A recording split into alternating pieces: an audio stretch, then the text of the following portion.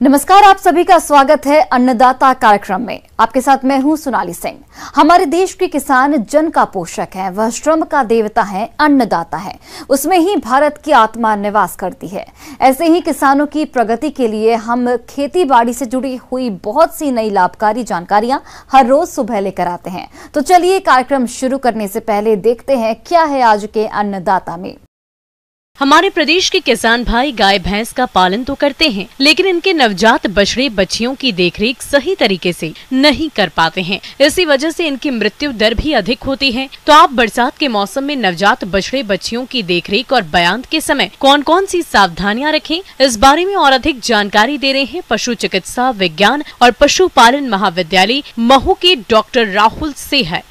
आज किसान भाइयों, हम एक चर्चा करने जा रहे हैं कि जो छोटे पशु हैं उनका ब्याहने से तुरंत पहले और ब्याहने के बाद कैसे हमको नवजात शिशु और उसकी माँ का कैसे ख्याल रखना है, कैसे खान पान करना है। तो इस विषय पर आज गंभीर रूप से चर्चा करते हैं। मतलब जैसे हम जो उसका गर्भाधान का जो टोटल समय है, मान लीजिए गाय में मानते हैं हम 9 महीने 9 दिन, भैंस में मानते हैं 10 महीने 10 दिन। जो भ्रूण का विकास है, जो उसके अंदर जो शिशु पल रहा है, उसका विकास है लगभग 80% विकास उसी के दौरान होता है। तो हमें सबसे पहले उसकी माँ का जो आहार है, वो आखिरी जो 1/3 भाग है, उसमें उसके आहार में वृद्धि करनी है।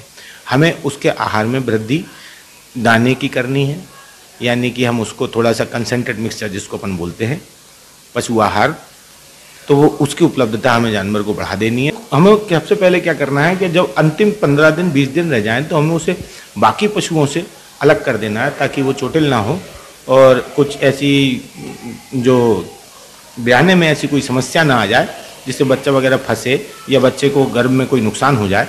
इसलिए अन्य पशुओं से उसको अलग कर दिया जाता है, ज्ञावन पशु को। हमारे प्रदेश के अनेक किसान भाई दुधारू पशुओं का पालन करते हैं, लेकिन हम इनके नवजात बछड़े बछड़ियों की देखरेख पर कोई ध्यान नहीं देते, जिसकी वजह से उनकी मृत्यु दर बढ़ जाती है। इसलिए आप दुधारू पशुओं के ब्यान के समय इन बताई जा रही सावधानियों पर विशेष ध्यान दें। अब जनने के समय हमें क्या सफाइयाँ रखनी है, क्या हमें एहतियात बरतनी है, इसके लिए बात कर लेते हैं। किसान भाइयों, जब पशु ब्याहने के नज़दीक आ ही गया है, बिल्कुल अब वो ब्याहने ही वाला है, सबसे पहले हमें ये देख लेना है कि ब्याहने में कोई समस्या तो नहीं आ रही है। अगर ब्याहने में समस्या आ रही हो तो आप तुरंत अपने जो पशु चिकित्सक है उससे संपर्क कीजिए कि वो तुरंत आएँ और आपके जानवर को देखें कि उसको ब्याहने में कुछ समस्या है। तो सबसे पहले ये हम पता चल जाएगा कि सबसे पहले आगे के पैर बाहर आते हैं जानवर में, किसी का बछड़े में पिछले पैर भी बाहर आते हैं।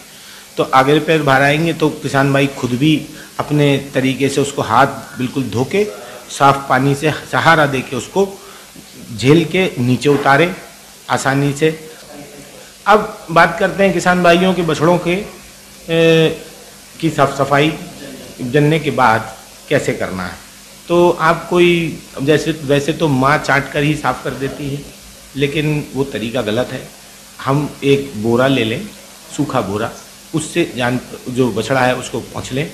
ये अच्छी तरीके से सुनिश्चित कर लें कि बछड़ा सही से सांस ले रहा है कि नहीं, वो जिंदा है, जीवित है कि नहीं है। और अगर वो सांस नहीं ले रहा है तो आप कोई घास का तिनका या ऐसी कोई चीज़ या कागज़ का एक वो बना के उसके नाक में डाल दीजिए थोड़ा सा, तो वो क्या है, जिससे वो छींक दे और उसके अंदर जो म्यूकस वगैरह भरा हुआ है वो बाहर आ जाए, जिससे आपका पशु जो बछड़ा है वो अच्छे से सांस लेने लगे।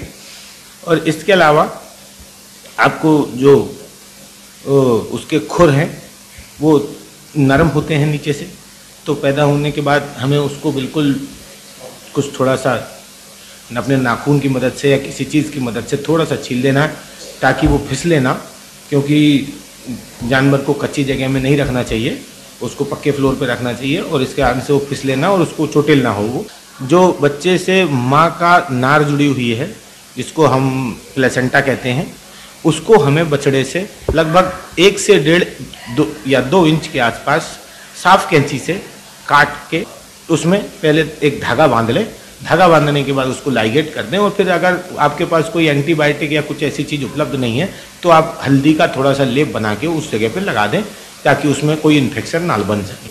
और जल्द से जल्द उसको जो खीस है, जो माँ का पहला गाढ़ा दूध है, उसको पिला देना है। क्योंकि जो कोलेस्ट्रम है, जो खीस है, जो माँ के अंदर जो दूध में बनता है, वो अंतिम तिमाही में ही बनता है, जिसमें बच्चों के लिए रोग प्रतिरोधक क्षमता होती है। वो लास्ट 3 महीनों में बनता है, और अगर हम उसको निकाल लेंगे तो फिर उससे जो इम्यूनिटी लॉस होगा उसको हम पूरा नहीं कर पाएंगे। वही जो हमको जो जानवर का खीस है, या जो उसका पहला गाढ़ा पीला दूध आता है जानवर का, उसको हमको वजन के हिसाब से 1/10वां हिस्सा, जैसे मान लीजिए 20 किलो का बछड़ा है तो 1/10वां हिस्सा यानी कि हो गया 10% के हिसाब से 2 किलो। तो 2 किलो हमें जो खीस है वो उसको 4-5 बार में तोड़ के पिलाना है। पशुपालक भाइयों, जैसा कि आप सभी जानते हैं कि अभी बरसात का मौसम चल रहा है, तो आप इस वर्षा के प्रभाव से बछड़े बछड़ियों को बचाने के लिए आहार प्रबंधन पर जरूर ध्यान दें, तभी आपको पशुपालन व्यवसाय से अच्छा लाभ मिलेगा। दुधारू पशुओं में जो पेट का विकास होता है वो लगभग 3 माह में कंप्लीट, 3 से 4 माह में जाके संपूर्ण होता है। तो 3 से 4 माह तक तो वो बच्चा सीधे सीधे माँ पर ही निर्भर है। अपने जीवन को परिपूर्ण करने के लिए या जीवित रहने के लिए सिर्फ अपने माँ के दूध पर निर्भर रहता है। 15 दिन के अंतराल के बाद आप उसको थोड़ा थोड़ा जो दाना है वो देना स्टार्ट कर सकते हैं। उसके बाद बहुत अच्छा चारा है तो 1 माह के बाद आप उसको हरा चारा भी शुरुआत कर सकते हैं। पशु हमेशा हमको उसको उतना ही देना है जिससे उसका पेट ना फूले, उसको एक लिमिटेड खाना देना है, एक निश्चित मात्रा में बढ़ते हुए क्रम में हमें उसे भोजन उपलब्ध कराना है। लगभग आधा किलो वजन डेली के हिसाब से बढ़ता है बड़े पशु। 3 माह के बाद वो बछड़े को आप पूर्ण रूप से भूसे पे और हरे चारे के ऊपर और दाने के ऊपर, 3 चीज़ों के ऊपर लेके चलिए तो निश्चित ही जो बचपन की जो खिलाई है, उसकी जो छोटे नवजात इसमें उसके शिशु की खिलाई है या बछड़े की खिलाई है, उस जो जल्दी उसकी वयस्कता आएगी और जल्दी वो भोजन पकड़ेगा, वो उस कारण से वो जल्दी अच्छा हो।